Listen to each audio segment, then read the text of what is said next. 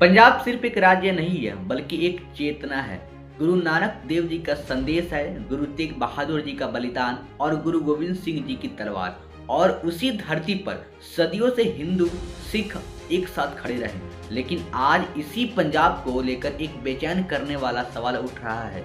क्या यहाँ धर्म परिवर्तन एक व्यक्तिगत आस्था का निर्णय है या फिर यह धीरे धीरे एक संगठित तंत्र बन चुका है जो कि गरीब, बीमार और मजबूर इंसान की हालत को आस्था के नाम पर बुनता है।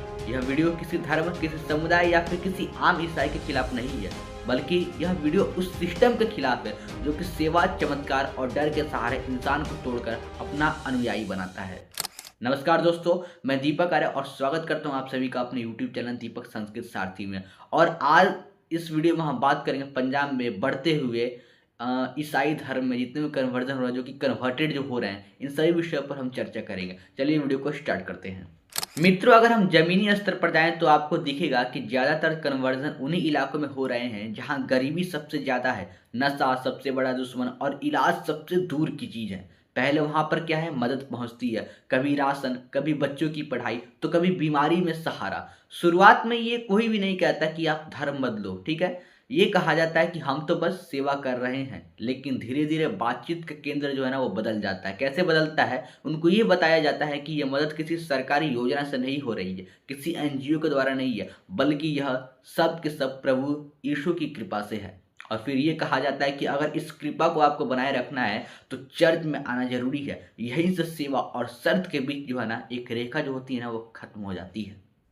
इसके बाद आता है डर का चरण। जी हाँ, कई पूर्व धर्मांतरित लोगों ने इंटरव्यू और मीडिया में आए बयानों में ये बात सामने आई है। उन्होंने ये कहा है कि सबसे पहले उनसे ये कहा गया है कि तुम्हारे पुराने भगवान, जी हाँ, जो पहले तुम जिस धर्म थे, जिसको आप भगवान मानते थे, तो तुम्हारे पुराने भगवान तुम्हें बीमारी से नहीं बचा पाए। और अब अगर तुमने चर्च जो है ना उसको तुमने छोड़ दिया तो वो बीमारी फिर से लौट आएगी। यानी कि यीशु को छोड़ना मतलब शैतान के पास लौटना। यह डर किसी बंदूक से कम या फिर ज़्यादा, ये कह सकते हैं बहुत ज़्यादा खतरनाक होता है। किसी बंदूक से कम खतरनाक नहीं होता, क्योंकि जब इंसान पहले ही टूट चुका हो तो डर उसे जो है ना पूरी तरह क्या ना हो उसको जकड़ लेता है, ठीक है। क्योंकि यही वजह है कि ऐसे मामलों में स्वेच्छा से धर्म परिवर्तन का दावा अपने आप सवालों के घेरे में आ जाता है, ठीक है।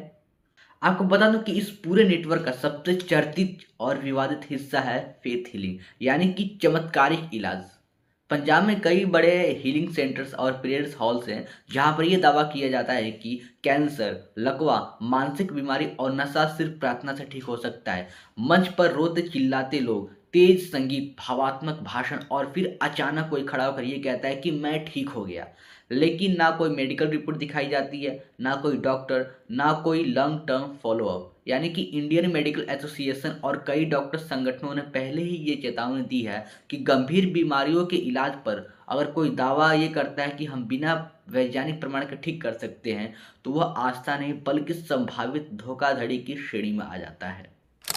आपको बता दूं कि इसी संदर्भ में कुछ चर्च और पादरियों के नाम बार बार मीडिया में सामने आए हैं, जैसे कि अंकुर नरोला मिनिस्ट्रीज हो या फिर बजिंदर सिंह से जुड़े मामले या फिर हरप्रीत देवल जैसे नाम। इन सभी को लेकर अलग अलग समय पर गंभीर आरोप और जांच और विवाद सामने आए हैं, जिनकी रिपोर्टिंग राष्ट्रीय और क्षेत्रीय मीडिया ने भी की है। कई फेथ हीलिंग के दाव पर सवाल उठे, कहीं महिलाओं से दुर्व्यवहार जैसे आरोप सामने आए, तो कई आर्थिक लेन देन और चमत्कार की वीडियो वायरल हुए।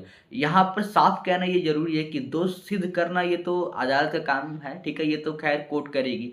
लेकिन यह भी उतना ही सच है कि जब एक ही तरह के आरोप बार बार सामने आते हैं तो समाज का सवाल पूछना ये जायज़ हो जाता है, ठीक है। हम जैसे छोटे यूट्यूबरों का सवाल पूछना ये जायज़ हो जाता है। आपको बता दूं कि अभी ये सवाल उठता है कि क्या यह सब कानून के दायरे में आता है। लेकिन आपको बता दूं कि भारतीय संविधान जो है ना वो धर्म की आज़ादी देता है, लेकिन यह वही कानून यह भी कहता है कि अगर लालच, डर और झूठे वादे या फिर भ्रामक इलाज के जरिए किसी धर्म को बदलने के लिए प्रेरित किया जाए तो वो स्वैच्छिक नहीं माना जा सकता। जैसे कि पैसा, सुविधा, इलाज या सुरक्षा के बदले धर्म परिवर्तन कानूनी भाषा में इंडक्समेंट कहलाता है। कई राज्यों में इसी आधार पर कार्रवाई हो चुकी है, लेकिन पंजाब की बात की जाए तो पंजाब में ना तो कोई सख्त एंटी कन्वर्जन कानून है, ना कोई सार्वजनिक डेटा है कि कितने लोग किन परिस्थितियों में धर्म बदल चुके हैं या फिर अभी वर्तमान में धर्म बदल रहे हैं। यह चुप्पी अपने आप में जो है एक बहुत बड़ा सवाल खड़ा कर सकती है या फिर अभी तुरंत करती भी है, ठीक है। आपको पता है इन पूरे मामलों में क्या होता है, जो दलित समाज की स्थिति है ना, ये इस पूरे सच को और भी उजागर करती है। क्योंकि कहा जाता है कि ईसाई धर्म में जाति नहीं होती, ठीक है, लेकिन जमीनी रिपोर्ट्स और सामाजिक अध्ययन ये बताते हैं कि धर्म बदलने के बाद भी दलित ईसाइयों को न तो अनुसूचित जाति का दर्जा मिलता है और न ही आरक्षण मिलता है। कई अलग अलग जगह पर कब्रिस्तान, अलग पहचान और चर्च की हायरार्की में मतलब भेदभाव की जो है शिकायत वो सब सामने आती है। मतलब कि आप जो कन्वर्जन हो चुके हैं ईसाई में, लेकिन फिर वो आपको वो दर्जा नहीं मिलता जो कि एक सिख को, सॉरी, एक जो ऑलरेडी जो पहले से ईसाई होते हैं उनको जैसा दर्जा मिलता है, ठीक है। और ना ही कोई आरक्षण मिलता है, ठीक है। कब्रिस्तान भी शायद उन लोग की बहुत जगह अलग बनती है, ठीक है, जो कि एंटी कन्वर्जन होते हैं, ठीक है। यानी कि धर्म बदला लेकिन सामाजिक और सरकारी भेदभाव खत्म नहीं हुआ। तो फिर ये बराबरी का वादा जो है वो कहाँ से पूरा हुआ, ठीक है।